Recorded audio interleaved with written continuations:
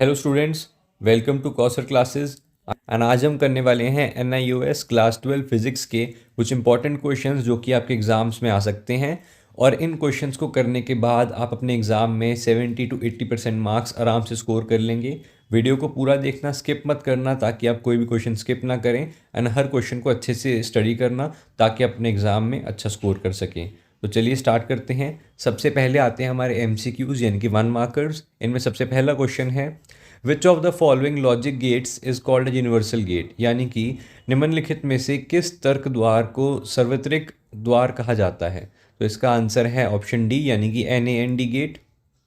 Next question है, the blue colour of the sky is due to the phenomena of. अब इसमें पूछा गया है कि आकाश का नीला रंग किस परिघटना के कारण होता है। तो उसका आंसर है स्कैटरिंग यानी कि प्रकीर्णन। नेक्स्ट क्वेश्चन है, in a coloured image formed by a convex lens the colour nearest to the optical centre is. अब इसमें पूछा गया कि लेंस के द्वारा जो रंगीन प्रतिबिंब बनाया जाता है उसमें सबसे पास कौन सा रंग होता है। तो उसका आंसर है वॉयलेट यानी कि बैंगनी। नेक्स्ट क्वेश्चन है question number 4, if n equal resistors are connected in series and then in parallel the ratio of their equivalent resistance is। इसमें पूछा गया है कि हमने पहले n समान प्रतिरोधकों को पहले श्रेणी क्रम में और फिर समांतर क्रम में जोड़ा जाए तो उनके तुल्य प्रतिरोधों का अनुपात क्या होगा, यानी कि उनको इक्वल जब हम करेंगे तो वो क्या होगा। तो इसका आंसर है n:1 यानी कि इसका रेशो होगा n:1।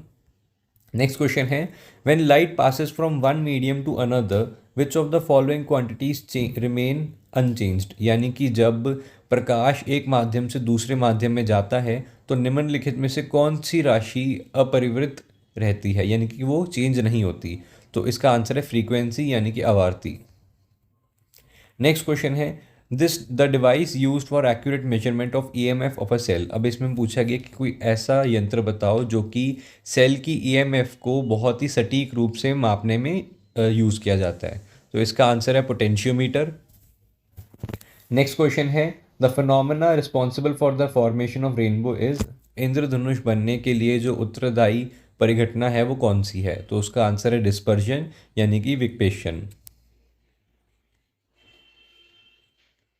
नेक्स्ट क्वेश्चन है, which of the following particles is most suitable to initiate a nuclear reaction. अब इसमें हमें बताना है कि इन जो भी पार्टिकल्स हमें ऑप्शंस में दिए हुए हैं इनमें से कौन सा एक अभिक्रिया शुरू करने के लिए निम्नलिखित में से कौन सा सबसे ज़्यादा उपयुक्त है, यानी कि वो कौन सा ऐसा पार्टिकल है जो सबसे ज़्यादा सूटेबल है एक न्यूक्लियर रिएक्शन को करने के लिए। तो इसका आंसर है बी, न्यूट्रॉन।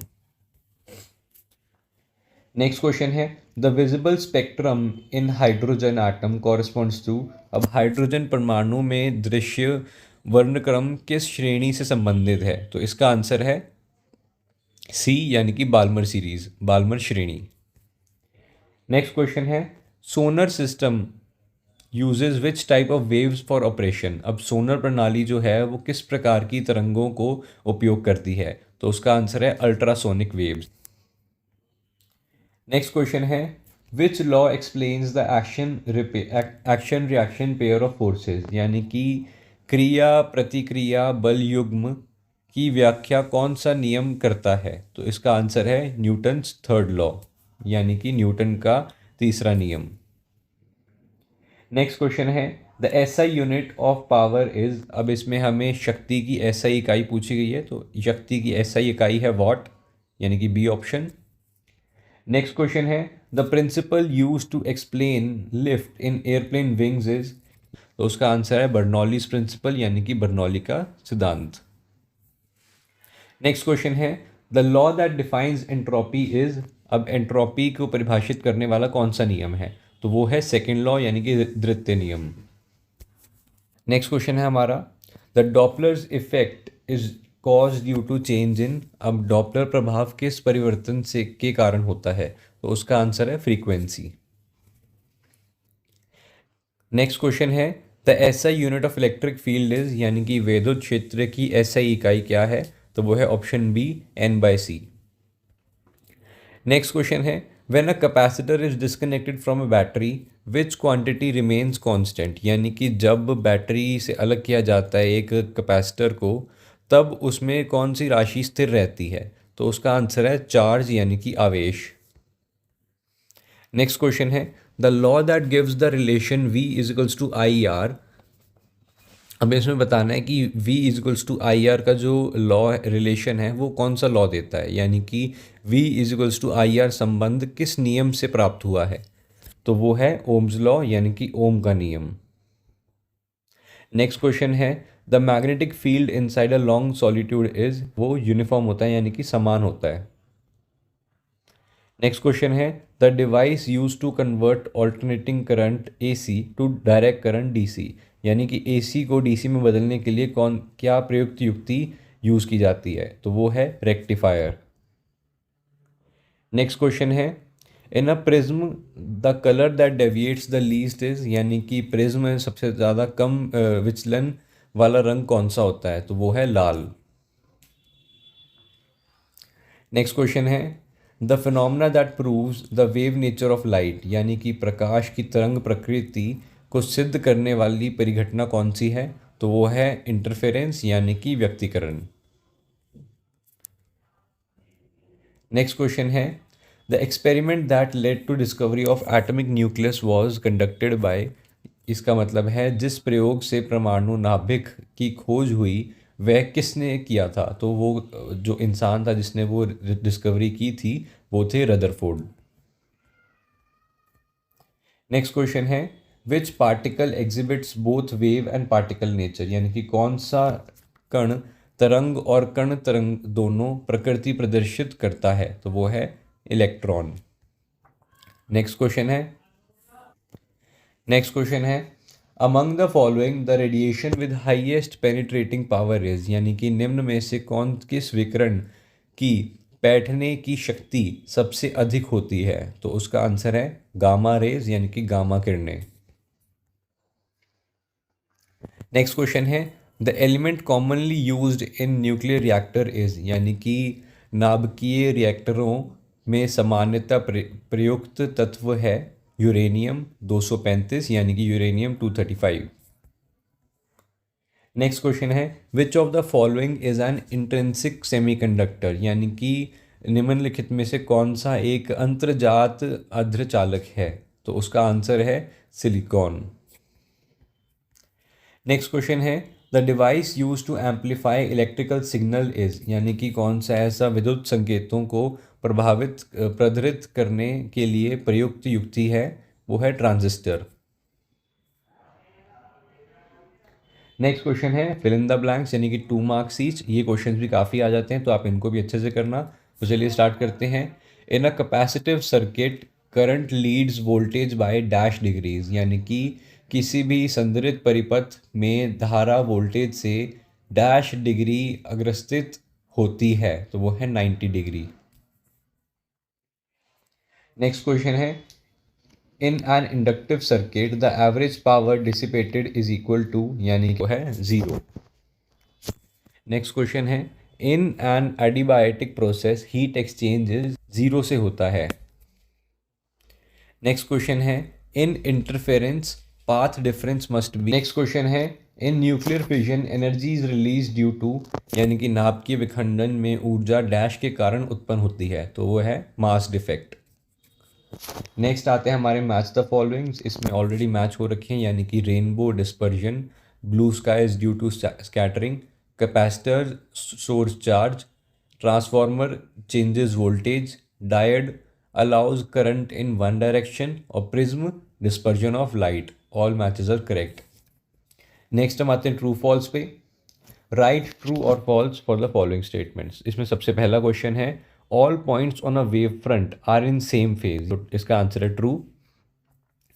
नेक्स्ट क्वेश्चन है all types of waves exhibit polarization, यानी कि सभी प्रकार की तरंगे जो होती हैं वो ध्रुवण प्रदर्शित करती हैं। तो इसका आंसर है फॉल्स, सारी नहीं करती। नेक्स्ट क्वेश्चन है इन AC circuit power factor can be 0, यानी कि AC परिपथ में पावर फैक्टर 0 हो सकता है। तो इसका आंसर है ट्रू। नेक्स्ट क्वेश्चन है gamma rays are electromagnetic waves, यानी कि गामा किरणें विद्युत चुंबकीय तरंगे होती हैं। तो इसका आंसर है ट्रू। नेक्स्ट क्वेश्चन है सेमीकंडक्टर्स हैव 0 रेजिस्टेंस, यानी कि अर्धचालकों का प्रतिरोध शून्य होता है, तो इसका आंसर है ज़ीरो या नहीं, यानी कि फॉल्स।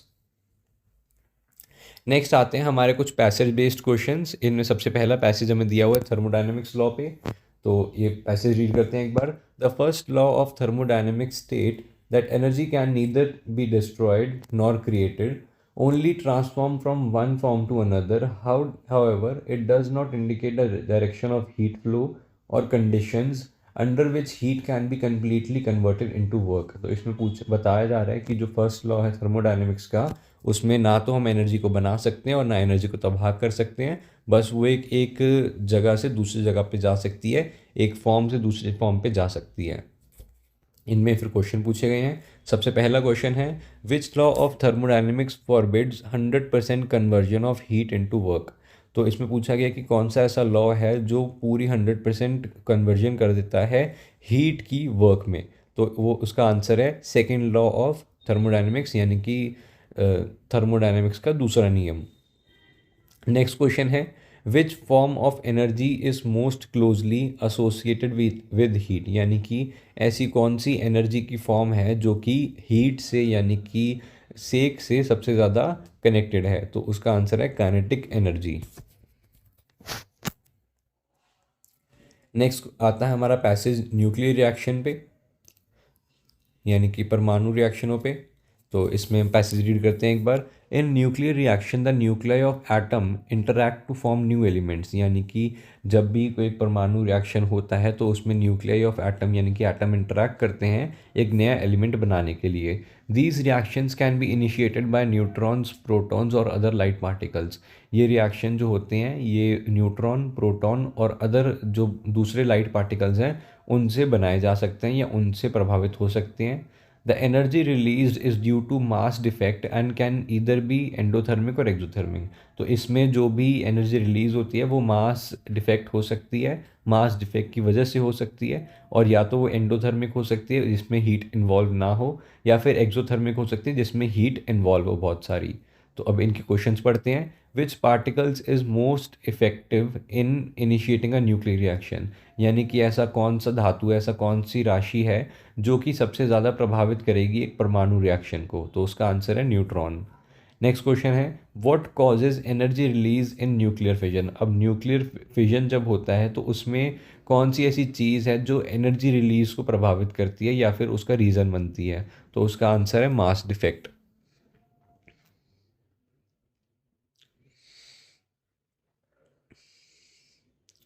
नेक्स्ट हम आते हैं तो हमारे थर्ड पैसेज पे। इस पैसेज का नाम है light wave nature. Phenomena like interference, diffraction, and polarization show that light behaves as a wave.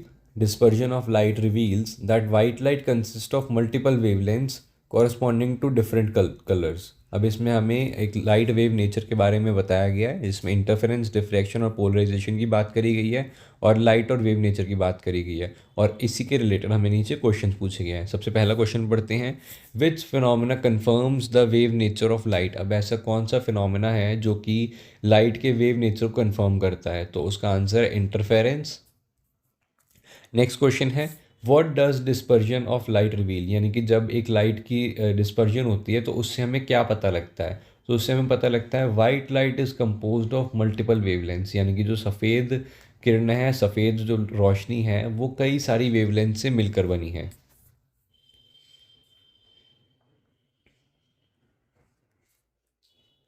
Next question है, नेक्स्ट हमारा पैसेज आता है Doppler's effect in sound. The Doppler's effect refers to change in frequency of a wave in relation to an observer moving relative to the source। यानी कि इसमें हमें frequency के बारे में बताया गया और डॉपलर इफेक्ट के बारे में बताया गया है। It is commonly observed in sound waves and has application in astronomy and radar।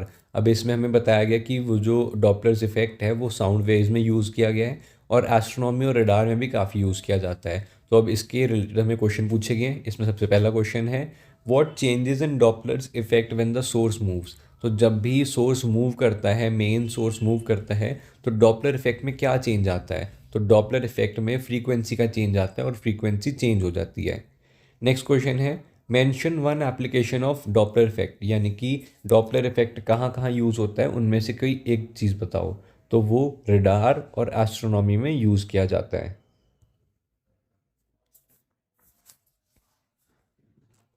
Next हमारा पैसेज आता है, passage number 5, Rutherford's experiment. Rutherford's alpha particle scattering experiment led to discovery of atomic nucleus.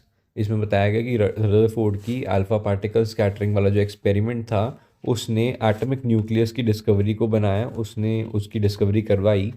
Most particles pass through the gold foil but a few were deflected indicating a dense central core. अब इसमें उसके experiment के बारे में बताया गया है और इसके आगे हम आंसर क्वेश्चन पढ़ते हैं इनके। सबसे पहला क्वेश्चन है, what did Rutherford's experiment reveal about the atom. तो इसमें पूछा गया कि रदरफोर्ड के एक्सपेरिमेंट से एटम के बारे में हमें क्या पता लगा। तो हमें पता लगा कि atom has a dense nucleus, यानी कि उसका जो न्यूक्लियस है वो बहुत ज़्यादा डेंस है, बहुत ज़्यादा गहरा है और बहुत ही ज़्यादा बड़ा है।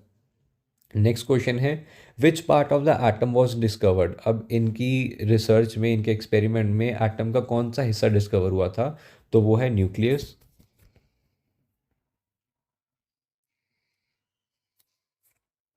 नेक्स्ट आता है हमारा passage number 6, transistors amplifier. In a common emitter configuration, a transistor amplifies the input signal. It is preferred over vacuum tubes due to its small size, low power consumption and reliability. अब इसमें हमें transistor के बारे में बताया गया कि वो एक इनपुट सिग्नल है और वो वैक्यूम ट्यूब्स में यूज़ किया जाता है क्योंकि उसका स्मॉल साइज़ है और वो लो पावर कंजप्शन करता है, यानी कि कम शक्ति, कम पावर को यूज़ करता है। तो इसमें सबसे पहला क्वेश्चन पढ़ते हैं, what is the role of transistor in common emitter configuration. यानी कि कॉमन एमिटर कन्फिग्रेशन जो होती है उसमें ट्रांजिस्टर का क्या रोल होता है। तो इसका आंसर है, इट एम्पलीफाइज इनपुट सिग्नल, यानी कि वो इनपुट सिग्नल को एम्पलीफाई करती है, उसको भेजती है। नेक्स्ट क्वेश्चन है, what is why is transistor preferred in vacuum tube. अब वैक्यूम ट्यूब में ट्रांजिस्टर क्यों प्रेफर किया जाता है, क्योंकि उसका साइज छोटा है, वो कम शक्ति यूज़ करता है और ज़्यादा रिलायबल है, यानी कि ज़्यादा कामदायक है।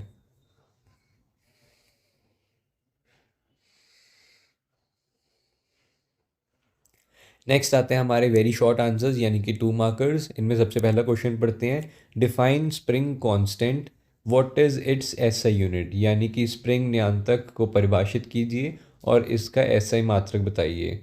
तो spring constant is a restoring force per unit extension और compression in spring.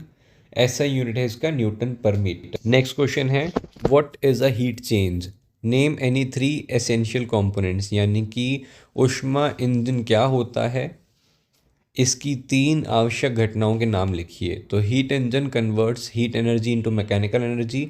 Essential component है इसके सोर्स, वर्किंग सब्सटेंस और सिंक। यानी कि ऊष्मा इंजन ऊष्मा ऊर्जा को यांत्रिक कार्य में बदलता है।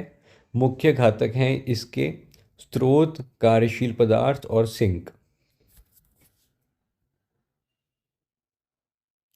नेक्स्ट क्वेश्चन है, why do magnetic field lines never intersect. यानी कि जो चुंबकीय क्षेत्र रेखाएं होती हैं वो एक दूसरे को कभी नहीं काटती, तो ऐसा क्यों होता है। If magnetic field lines intersect it would mean 2 directions of magnetic force at a point which is not possible, hence they never intersect. यानी कि यदि चुंबकीय क्षेत्र रेखाएं एक दूसरे को काटें तो किसी बिंदु पर 2 दिशाएं में बल होगा जो संभव नहीं है, इसलिए वह कभी नहीं काटती। नेक्स्ट क्वेश्चन है, व्हाट इज टर्मिनल वेलोसिटी। यानी कि अंतिम वेग क्या होता है। Terminal velocity is the constant velocity attend by fouling object when the downward force equals the upward drag force. It occurs in viscous media. यानी कि अंतिम वेग एक ऐसी स्थिर वेग है जो कोई वस्तु गिरते समय प्राप्त करती है जब गुरुत्व बल और प्रतिरोध बल बराबर हो जाते हैं। यह श्यान माध्यम में होता है। नेक्स्ट क्वेश्चन है, define electric field, why is test charge taken as approaching zero. यानी कि वैद्युत क्षेत्र को परिभाषित कीजिए, परिसरण आवेश को शून्य में समीप क्यों लिया जाता है। तो इसका आंसर है, electric field is the force per unit positive test charge. Test charge is taken very small so that it doesn't disturb the field. Next question है, what is de Broglie wavelength? It is the wavelength associated with a moving particle और इसका formula हमें दे रखा है। Next question है, what is nuclear fission? What is a chain reaction? तो nuclear fission is splitting of heavy nucleus into lighter nuclei with energy release. Chain reaction is self sustained sequence of fission. सबसे पहले जो nuclear fission है उसमें बाहरी नाभिक को यानी कि हैवी न्यूक्लियस को छोटे छोटे हिस्सों में बांटा जाता है जिनसे हीट निकलती है, जिनसे एनर्जी रिलीज होती है, ऊर्जा निकलती है। और जो चेन रिएक्शन है वो खुद आत्मनिर्भर विखंडन प्रक्रिया है। पूछा गया है हमें what is a photodiode, in which biasing mode it is used? Photodiode is a semiconductor device that detects light. It is used in reverse bias mode. Next question है what are isotopes? Give example.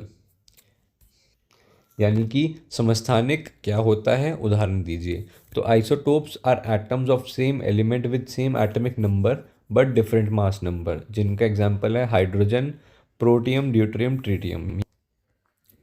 Next question है what is photoelectric effect, यानी कि प्रकाश विद्युत प्रभाव क्या होता है?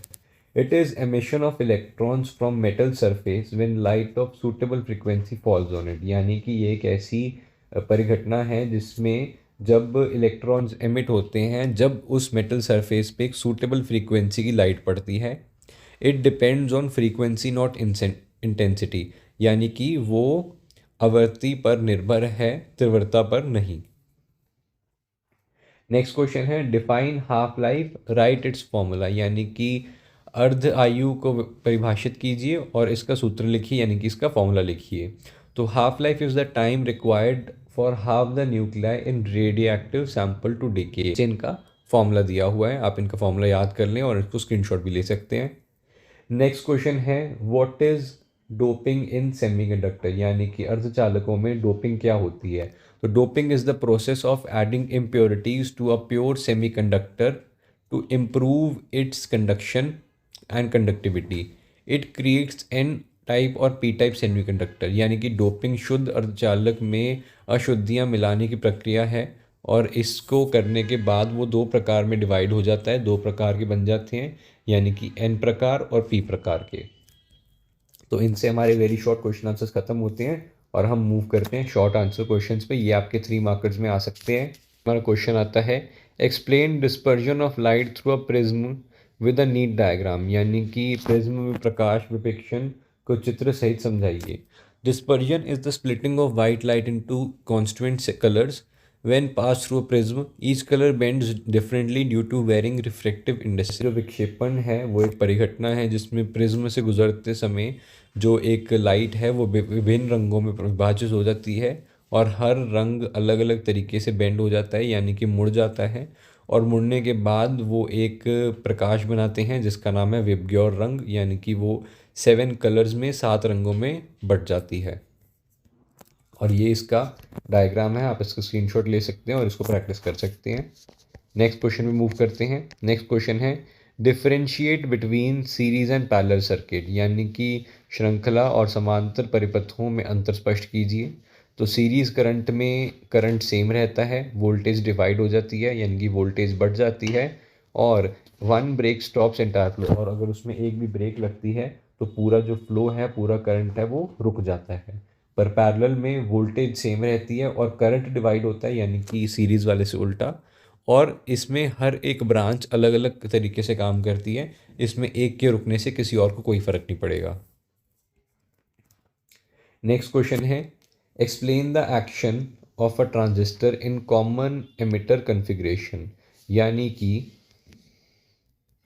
हमें इसमें एक ट्रांजिस्टर का कॉमन एमिटर कन्फिग्रेशन में एक्शन पूछा गया है कि वो ट्रांजिस्टर क्या काम करता है उसमें।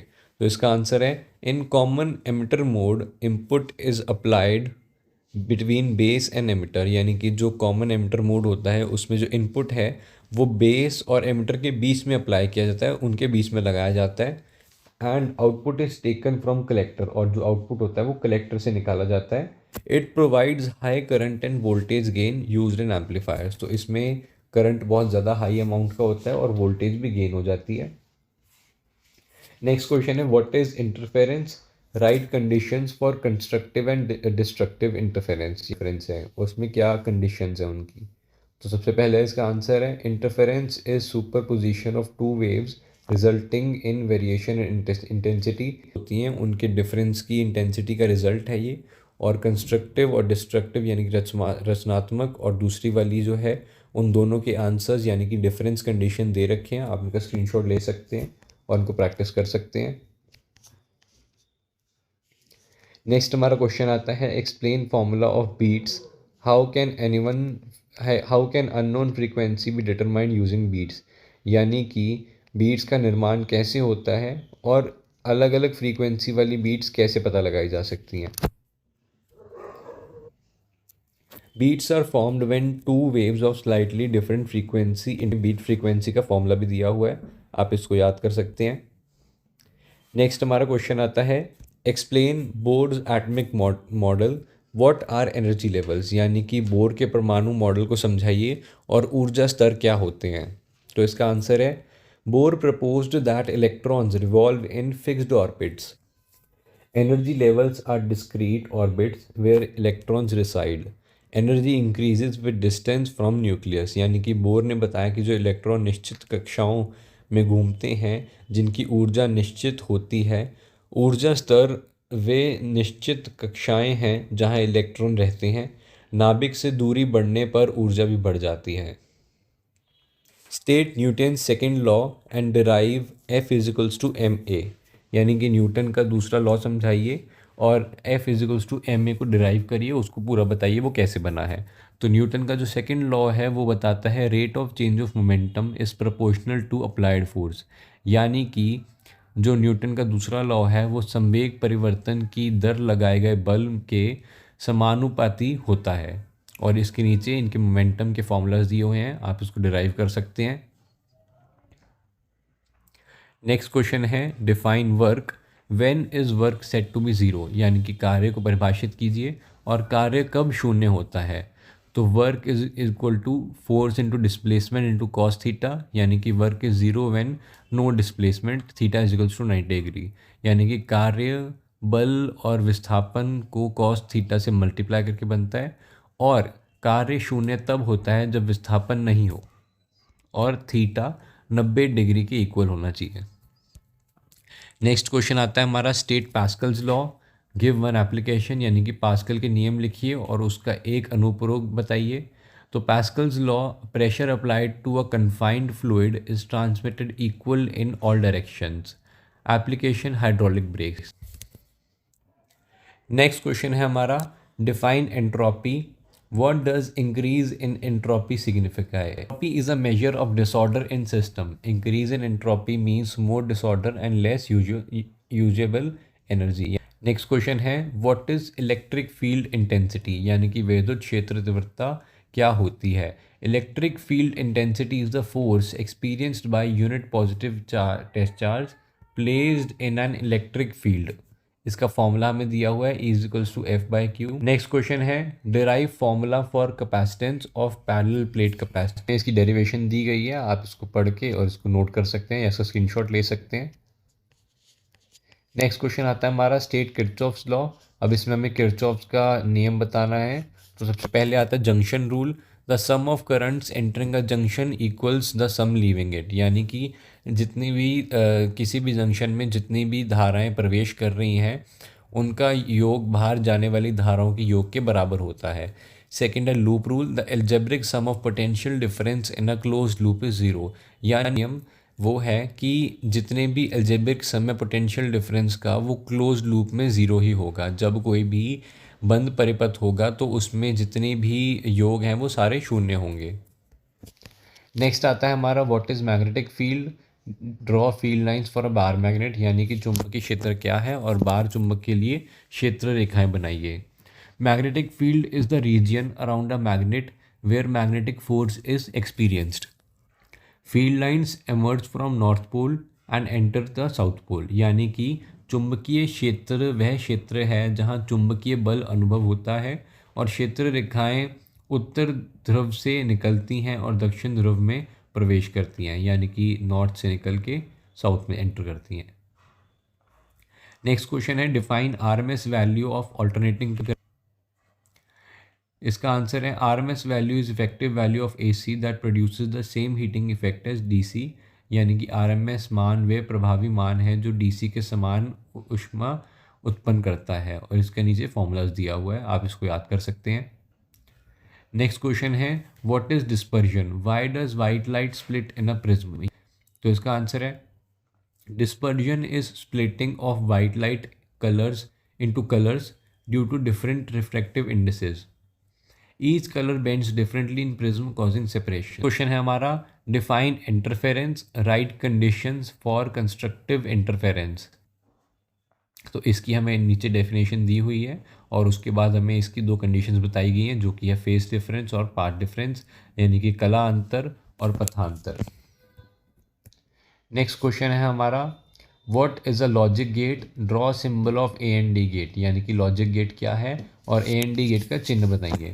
तो logic gate is a digital circuit that performs logical operations on inputs. A N D gate gives output only when both inputs are one. या ए एंड डी गेट तभी आउटपुट एक देता है जब दोनों निवेश एक हों। और इसका जो चित्र बनाया गया है, जो आपको डायग्राम दिया हुआ है, वो ए एंड डी गेट का है, आप इसका स्क्रीनशॉट ले सकते हैं। हमारे लॉन्ग क्वेश्चंस यानी कि पूरे डेरिवेशन वाले क्वेश्चंस। ये लॉन्ग क्वेश्चंस को स्टार्ट करते हैं। इसमें हमें पूछा गया है डिराइव इम्पल्स मोमेंटम थ्योरम, हमें डेरिवेशन करनी है। आप इस डेरिवेशन को स्क्रीनशॉट ले सकते हैं और प्रैक्टिस कर सकते हैं। नेक्स्ट हमें बोली गई है डिराइव वर्क एनर्जी थ्योरम। इसमें हमें न्यूटन्स का लॉ लगा के और वर्क और एनर्जी थ्योरम को डिराइव करना है। आप इसका स्क्रीनशॉट ले सकते हैं पूरा, जिसमें हमें एट दी एंड वर्क को काइनेटिक एनर्जी के चेंज के इक्वल बताना है। नेक्स्ट आते हैं हमारे derive Bernoulli's equation and give two applications. इसमें हमें बर्नौली की इक्वेशन बतानी है और उसके बाद उसके एप्लीकेशन बताने हैं उसके नेक्स्ट क्वेश्चन है derive efficiency formula for Carnot engine. तो इसमें हमें नीचे उसकी डेरिवेशन दी गई है।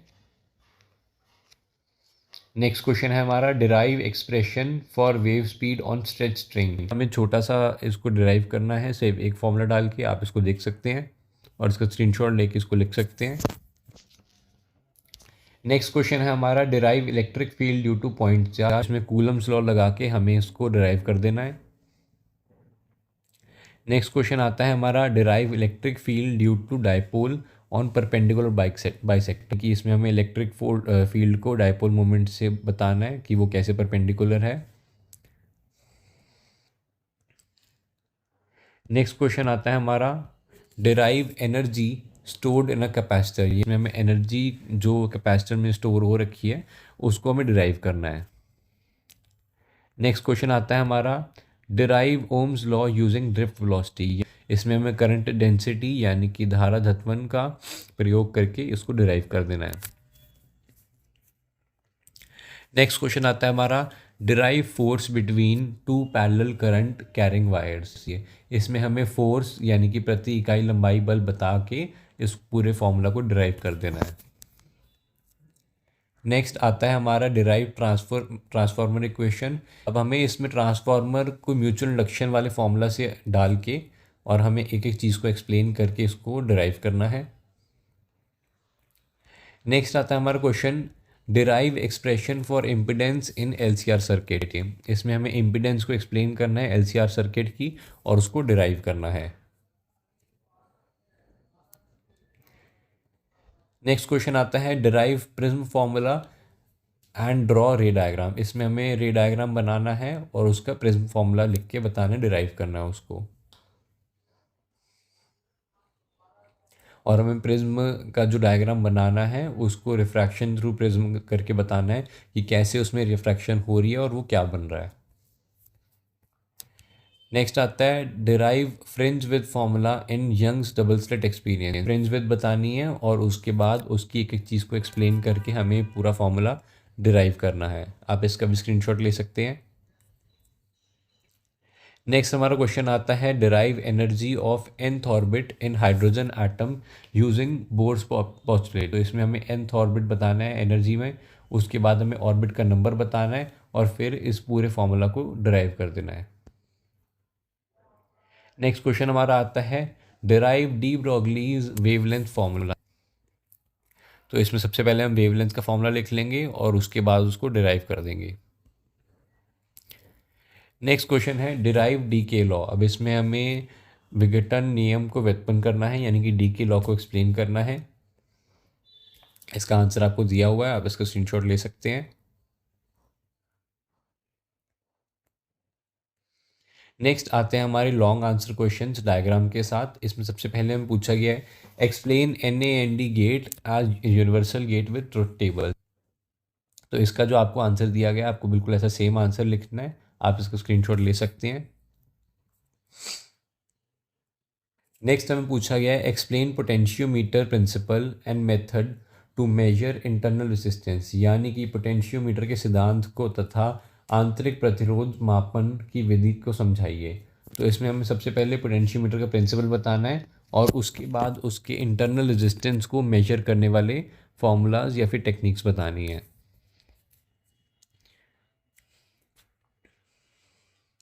नेक्स्ट हमारा क्वेश्चन आता है explain nuclear reactor with NEET diagram. तो इसमें हमें नाभिकीय रिएक्टर को एक अच्छे रेखाकृत सहित समझाइए, यानी कि एक अच्छे डायग्राम से समझाना है। सबसे पहले हम बताना है कि न्यूक्लियर रिएक्टर होता क्या है। तो न्यूक्लियर रिएक्टर एक ऐसा डिवाइस है जो कि इनिशिएट करता है या फिर कंट्रोल करता है न्यूक्लियर फिजन रिएक्शंस को, यानी कि नाभिकीय रिएक्टर एक ऐसी युक्ति है जो नाभिकीय विखंडन को प्रारंभ और नियंत्रित करती है। इसमें हमें कुछ मेन कंपोनेंट्स दे रखे हैं और हमें ये एक neat and clean label diagram दिया हुआ है। आप इस डायग्राम का स्क्रीनशॉट ले सकते हैं।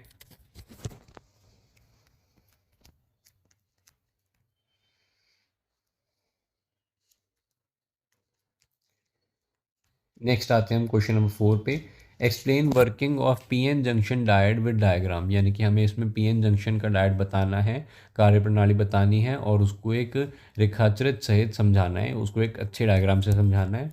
तो इसमें हमें फॉरवर्ड बायस बता रखा है, रिवर्स बायस बता रखा है और उसका हमें डायग्राम बता रखा है। आप इस डायग्राम को प्रैक्टिस कर लें।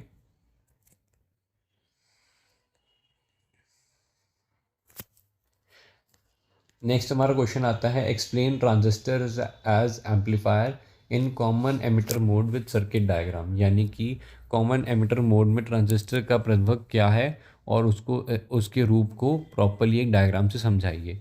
तो इसमें सबसे पहले हमें बताना है कि कॉमन एमिटर मोड में ट्रांजिस्टर एम्पलीफाई में सिग्नल इनपुट करता है और उसकी फिर हमें वर्किंग बतानी है, यानी कि कार्यप्रणाली बतानी है और फिर उसका हमें डायग्राम बना के उसको एक्सप्लेन कर देना है। ये उसका डायग्राम है, आप इसका स्क्रीनशॉट ले सकते हैं और इसको प्रैक्टिस कर सकते हैं। तो इसके साथ हमारे सारे क्वेश्चंस ख़त्म होते हैं। करने के बाद श्योरली आप अपने एग्ज़ाम में 70 to 80% मार्क्स स्कोर कर सकते हैं। सो स्टडी वेल और मिलते हैं नेक्स्ट वीडियो में। ऐसी वीडियोस के लिए कौशल क्लासेस चैनल को सब्सक्राइब कर लें ताकि आप ऐसी भी कोई भी स्टडी वीडियो मिस ना कर सकें और कोई भी स्टडी रिलेटेड अपडेट ना मिस कर सकें। तो मिलते हैं नेक्स्ट वीडियो में, तब तक all the best, bye guys.